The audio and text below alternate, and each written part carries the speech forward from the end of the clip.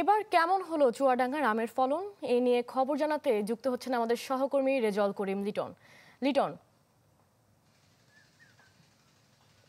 রুহি, চুয়াডাঙ্গা আপনি জানেন যে দেশের আমের জন্য বিখ্যাত একটি জেলা। তো এবছর মানে বাগানে আম ভরে গেছে, গাছে গাছে একেবারে গাছের মগডাল থেকে নিচের যে মরা ডাল আছে এরকম সে ডালেও আম এসেছে।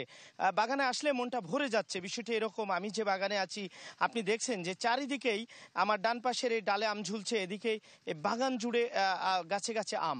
তো এবার আমের বাম্পার ফলন হয়েছে, তবে একটি বিষয় হলো আম ঝরে যাচ্ছে।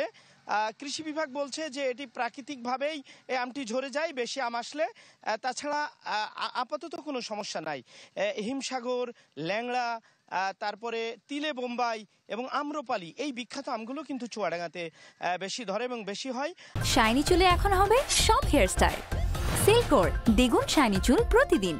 আর একটি বিষয় আপনাকে জানাই যে সারা দেশে আপনি জানেন যে প্রথমেই আম ভাঙা শুরু হয় সাতক্ষীরা জেলায় জ্যৈষ্ঠ মাসের প্রথম সপ্তাহে, তারপরেই কিন্তু চুয়াডাঙ্গায় ভৌগোলিকভাবে।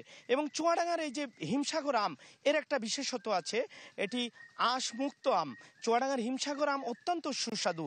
এই আমরসিক যারা যারা একবার আম খেয়েছেন চুয়াডাঙ্গার, তারা কিন্তু চুয়াডাঙ্গা আমের স্বাদ ভুলতে পারেন না।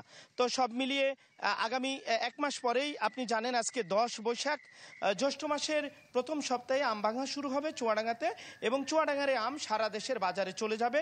কৃষি বিভাগ, কৃষি সম্প্রসারণ অধিদপ্তর যে তথ্য দিয়েছে যে এবছর 2311 হেক্টর জমিতে চুয়াডাঙ্গা আমের বাগান রয়েছে, সেখান থেকে 32,354 মেট্রিক টন আম উৎপাদন হবে।